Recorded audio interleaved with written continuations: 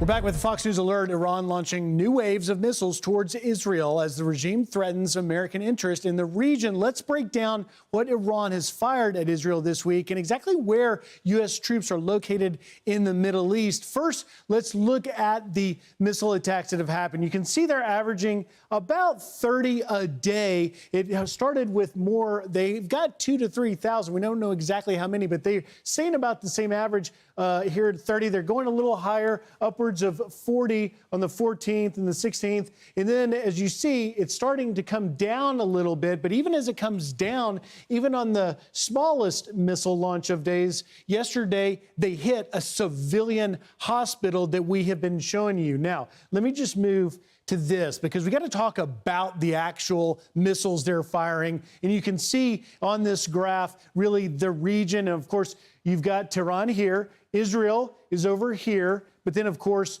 Gulf states down here where a lot of our U.S. interests are. And you look at the range of them from 500 kilometers all the way out to 2,000. They have a lot of short-range missiles. Often the Fatahs you'll see fired out here, but it is the Shahabs that can really go wide. That is of great concern. And then lastly, let me just go back to, as we showed you that range of 2,000, obviously all of this is in there to include Al Udeid Air Base in Qatar, in Kuwait, Ali Al Salim, been a long-time air base for us, a lot of our assets there, along with the deep water port in Bahrain. That is a very sensitive situation. The Fifth Fleet calls that home.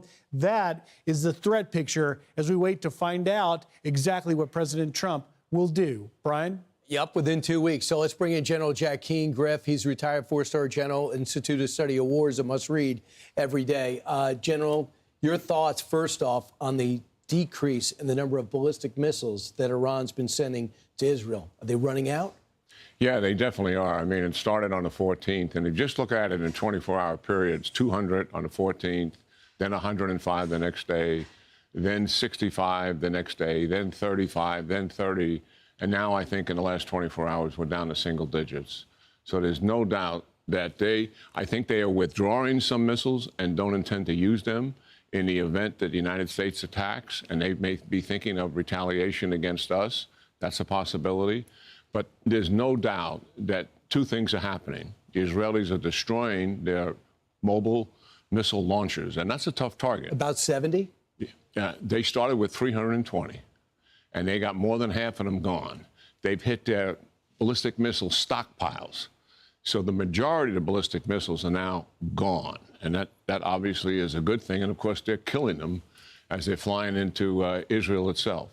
This is the only offensive weapon they really have. Right. They're flying drones, but they're not effective whatsoever. So when you look at the waiting period that the president said, give me 2 more weeks, you got to think that each day that goes by with this pace of them shooting rockets and Israel taking out the launchers, it makes our troops a little bit safer. It makes it a little bit harder to think that they're going to hit some of our assets in the region. Maybe we could put up a map that shows where we have troops located. Yeah. Well, they can range, if they can range Israel, they can range our bases, in the Gulf region. But I mean, I think there's a way to handle this, and I'm sure the president and his team have thought through this thing. If we're going to help at Fordow, because the Israelis have asked us to help finish this nuclear enterprise off once and for all, and I certainly think we should do that if they've asked for that help. We've hit 12 sites already. Yeah, Israel has. The nuclear enterprise is vast, and you covered it earlier. It's very redundant. It's resilient. Multiple sites, centrifuges, so you can spin up enriched uranium, multiple sites enriched uranium. They did that, to survive. The Ayatollah going into this, and the reason why he has never made a deal is because he had built an enterprise to survive an attack. Mm-hmm. And he believes they can absorb the attack, survive it, recover it, and then rebuild. That is where this guy is. And I don't see him in the near term making a deal here whatsoever. I think after we take his enterprise down, his whole enterprise down, look at the Israelis have destroyed all 70 of their air defense batteries, all of them. Air Force, gone. As we mentioned, the 12 nuclear sites damaged or destroyed. We finish off Fordow itself. And then leadership decapitated, military and nuclear scientists. Now they can recover nuclear scientists, but in the near term, major problem. And here's the other thing. Look at the isolation that Iran actually has, Brian. The proxies in the region, particularly Hezbollah, was organized to defend Iran against Israel. That is why they invested billions and billions in dollars, 150,000 rockets, a force of 60 or 70,000 capable of fighting. They were in Syria as a ground force. How much have they fired since the war began? Zero. Nothing. They have thousands of missiles. Why haven't they fired? They have lost their political will. They are done. Do you think Hamas can't do anything. The other proxies haven't done anything. Where is Russia and China? They could obviously assist Iran here. They have missiles. Right. They're not. This regime is isolated. The proxies see it. I think the strategic partners see it. We are looking at the end here. Do you believe the president should greenlight a Fordo hit using the bunker busters? Yeah, absolutely. Do you think it'll be effective? Do you worry at all about it being able to wipe it out? I think there's challenges when you go in 300 feet for sure, at the bottom of a mountain. We've never actually done that. That doesn't mean you don't do it. I mean, Normandy was 50-50. I mean, it doesn't mean you don't do it. The alternative, I think, is unacceptable. Do you believe that the president's chairman of the Joint Chiefs of Staff, Secretary of Defense, DNI, do you believe they're advising him to do this? I would suspect they are. If they asked, what they do is they lay out options and then the risk associated with everything, and then the president would ask, what's your recommendation? Now, listen, let me tell you something. This Eric Kurilla, who's the CENTCOM commander, that's been here a number of years, he's one of the best we have ever had in uniform as an operational commander. This guy has got his act together, and he is as steady as can be. Does the president trust him? Oh, absolutely. When he was working for Joe Biden and they had attacked us over 350 times in Iraq and Syria over the 4-year period, just listen to what I just said to you. Right. And he wanted to respond. He made recommendations to the president. He gave them a target list of 120. He didn't want to hit the proxies that were hitting us. He wanted to hit Iran to shut it down. And they never gave him permission. He's got a president now that will listen. Who's listening. Call him the gorilla. I just want to tell you that in the New York Times today, a short time ago, Iran rejects Trump's call for surrender in war with Israel. Predictable. I mean, he wants to survive the one thing I would say about the strike, the way to handle the strike, get the message to the Ayatollah. Mr. Ayatollah, we are conducting an air strike to support Israel's war. Right. And you know the reason why. And it's a one-off strike. We're not doing anything else. If you retaliate against us, then all bets are off. We're going to come for you with consequential force. And that would put his existence and his regime on the table. I hope the president's watching, because that's fantastic advice. Back in a moment. Thanks, General. We'll talk to you in an hour. You got it. All right, we got a Fox News alert. President Trump is preparing for an intelligence briefing with his national security team at 11 o'clock in the Oval Office. It comes as a senior Iranian official says they will reject any deal with zero enrichment and will not surrender. Let's bring in 4-star General Jack Keane, Institute of Study of War. General, your take, what would you say right now if the president said, I need you in the Oval Office to talk to me about what my options are? What would you emphasize? Yeah, well, a few things. I think, first of all, I think he's had 4 or 5 meetings on this, and we certainly don't know, where he is on all of those meetings. But I think from the policy perspective, from when you look at it, from Marco Rubio's responsibilities, this is a huge strategic opportunity here that we haven't had in 45 years. We're talking about removing and ending Iran as being the #1 adversary that has dominated the region in terms of instability. They've been at this for 45 years. And as you pointed out to our audience here, the history of killing Americans during that time frame is very significant. But their overall behavior. So as a result of diminishing this regime, taking away its nuclear capability, taking away much of its military capability, weakening it politically, isolating it for the first time, as we mentioned in the last hour.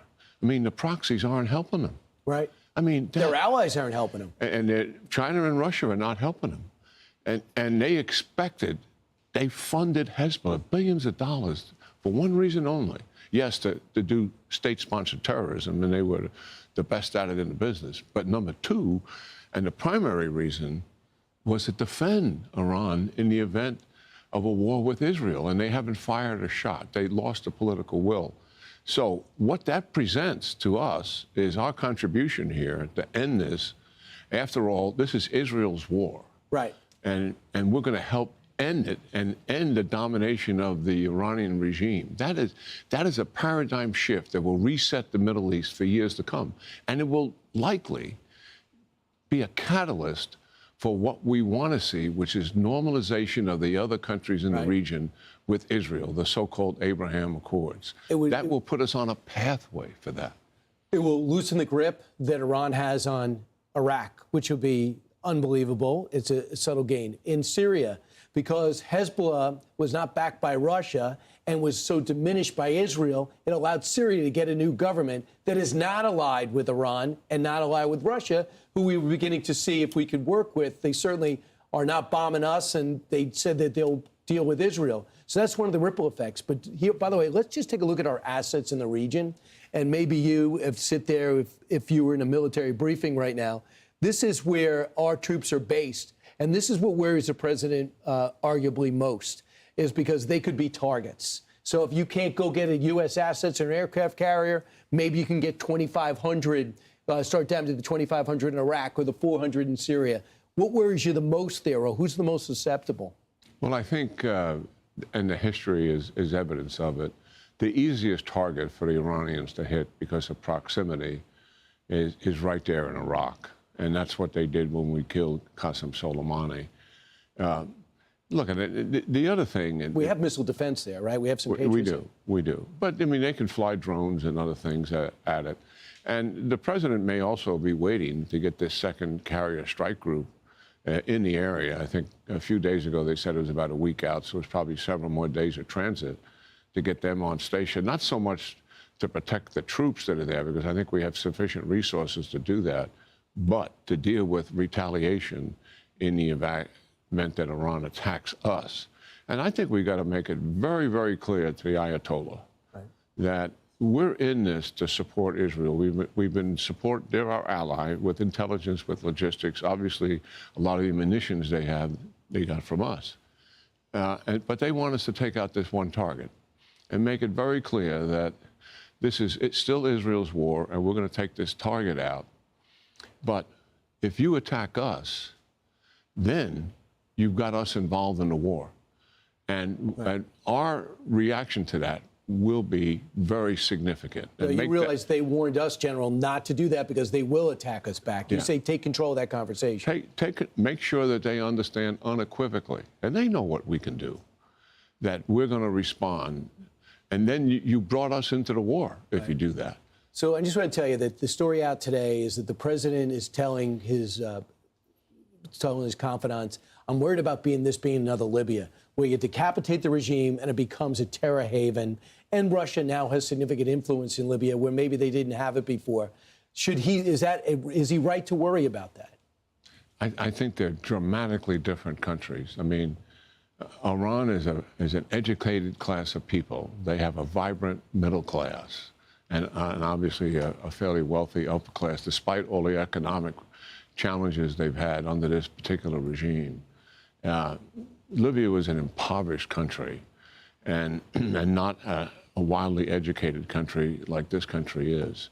I think there would always be a power struggle in this country that would take place. Political groups would form, and don't know what those results would be. But I think the Iranian people would have an awful lot to say about it. And they haven't had anything to say about it the last 45 years. If you could just dry up the money going to Hamas and Hezbollah, life in the Middle East gets a lot better, especially if Iran's not a nuclear power. That's the best case scenario, but it could be actually a likely scenario. General, we're going to find out in the next few days. But again, if it was your advice and the president called you up and said, hey, General, what do you think? You would say do it? Yes, certainly. I mean, Israel likely has plans to do this in the event we're not going to do it. But those plans, one, I'm assuming are much more at risk because it likely would involve some ground troops. And two, it not only risk to the troops, but also risk in terms of mission accomplishment. General, you twice in 2 hours. Thanks so much. Appreciate you coming down. It was great to see you. Great being here. I'm Steve Ducey. I'm Brian Kilmeade. And I'm Ainsley Earhart. And click here to subscribe to the Fox News YouTube page to catch our hottest interviews and most compelling analysis.